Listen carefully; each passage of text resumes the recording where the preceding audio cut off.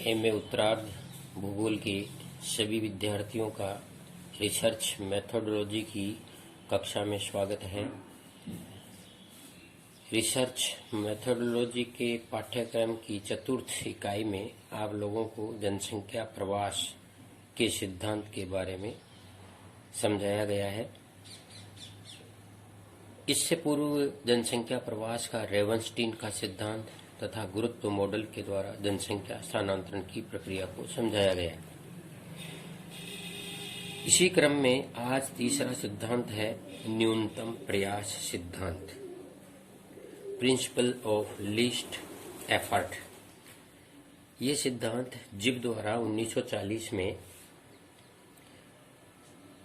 समाज तंत्र में यानी सोशल सिस्टम में वस्तुओं, सूचनाओं और व्यक्तियों के परिसंचरण की यानी ट्रांसफॉर्मेशन की परिसंचरण की व्याख्या के लिए ये सिद्धांत प्रतिपादित किया।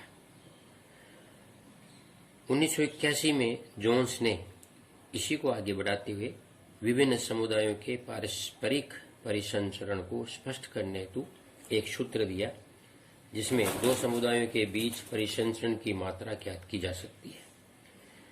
ये सूत्र है MB बराबर K into PI PJ upon DIJ। यहाँ MB का मतलब है समुदायों के बीच विचरण की मात्रा, समुदायों के बीच विचरण की मात्रा। PI का मतलब है समुदाय I का जनसंख्या आकार।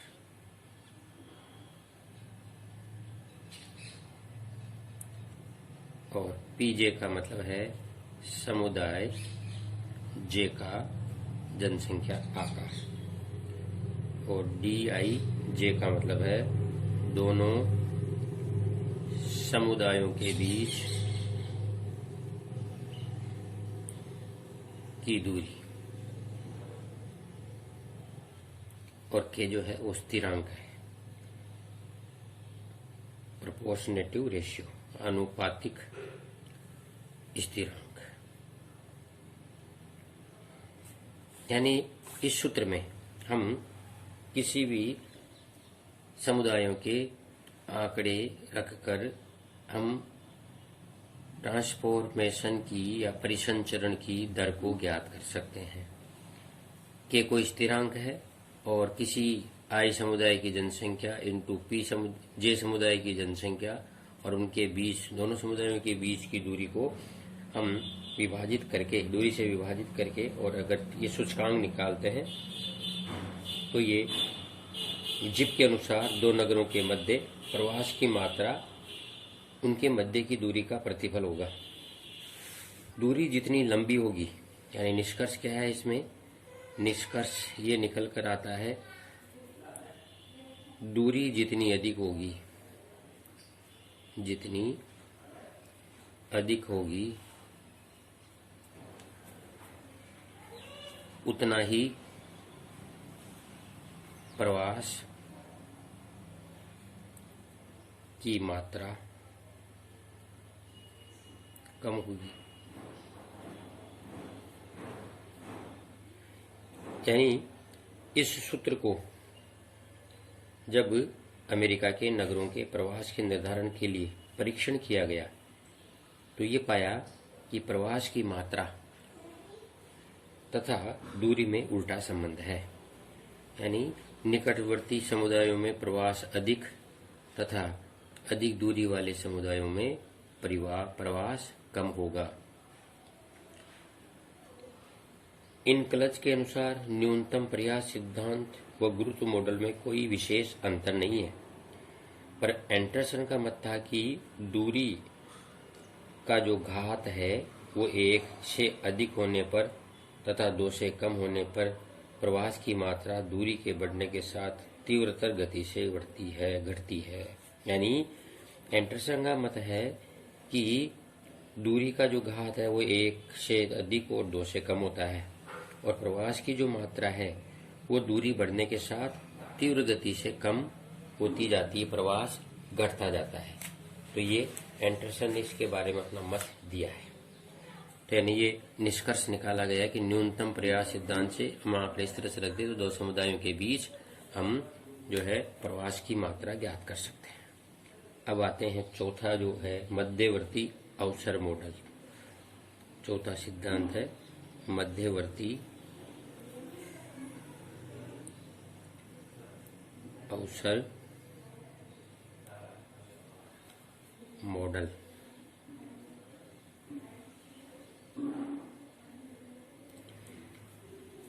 Intervening opportunity model. Intervening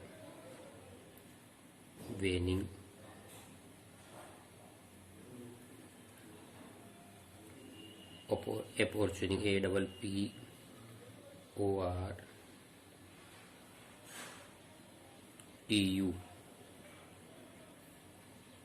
APORTUNI opportunity model. जिबके न्यूनतम प्रवास सिद्धांत के परिमार्जन के फलस्वरूप स्टोफर ने, एक विद्वान हुए हैं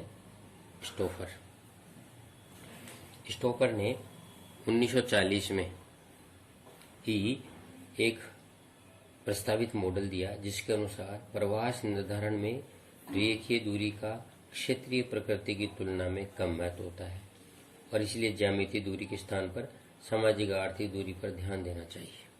स्टोफर ने कहा 1940 में इसमें परिमार्जन किया और परिमार्जन करते हुए कहा कि रेखीय दूरी के स्थान पर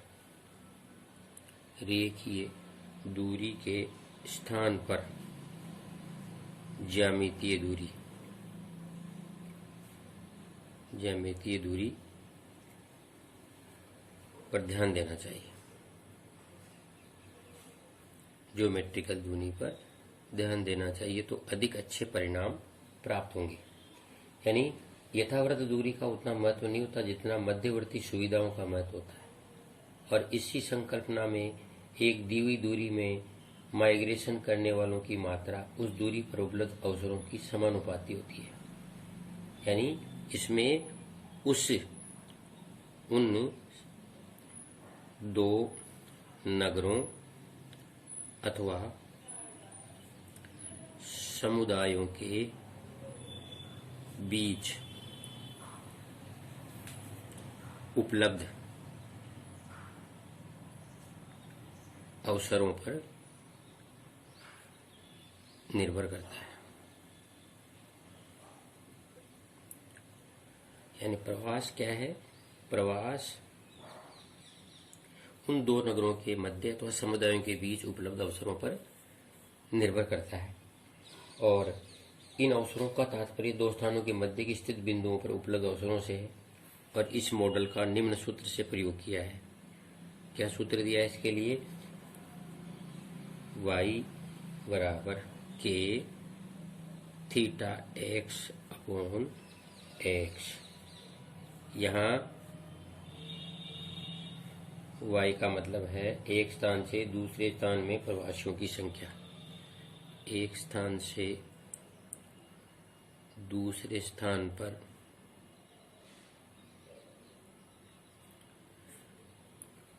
प्रवासियों की संख्या।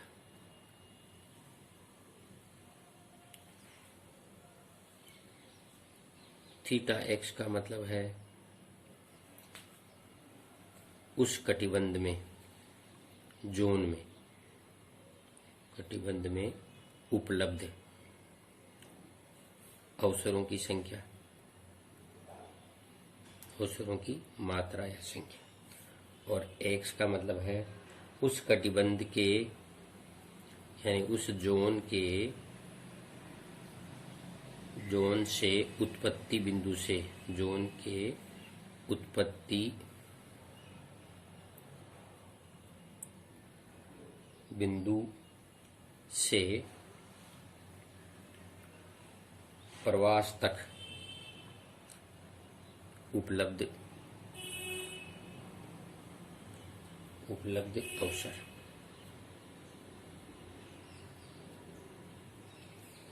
और के जो है वो स्थिरांक है। के क्या है? के स्थिरांक, कांस्टेंट वैल्यू है। अब इसमें क्या बताया गया है स्टोपर ने कि वास्तविक अवसरों में रोजगार के अवसर, वातावरण और आवास से संबंधित किया जाता है। यानी वास्तविक जो अवसर हैं, वास्तविक अवसर क्या क्या हो सकते हैं? एक तो रोजगार, दूसरा आवास और वातावरण। वातावरण से तात्पर्य एनवायरमेंट, हैबिटाट के पास का जो एनवायरमेंट है, इन तीन तत्वों पर आधारित होता है। वास्तविक अवसर को ये माना गया है कि लोगों के रोजगार के क्या अवसर है, आवास की सुविधा किस तरह की है और आसपास का पर्यावरण, वातावरण किस तरह का है, इससे प्रभावित होता है। ये वास्तविक अवसर है ये तीन चीजों से, और जिसके कारण प्रवासियों के आकर्षण में वृद्धि होती है। इनके कारण प्रवासियों के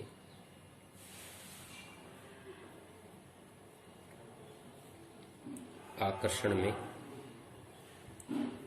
वृद्धि होती है।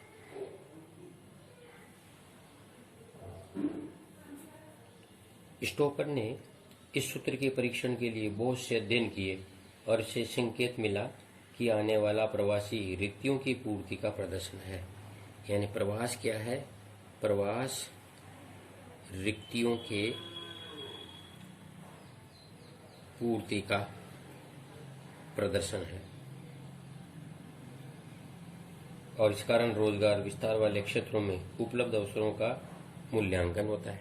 यानी प्रवास की जो स्थिति है वो रोजगार के अवसरों के कारण होती है। अतः अवसरों की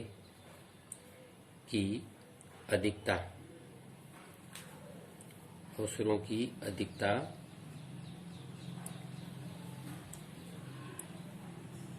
प्रवास को प्रभावित करती है।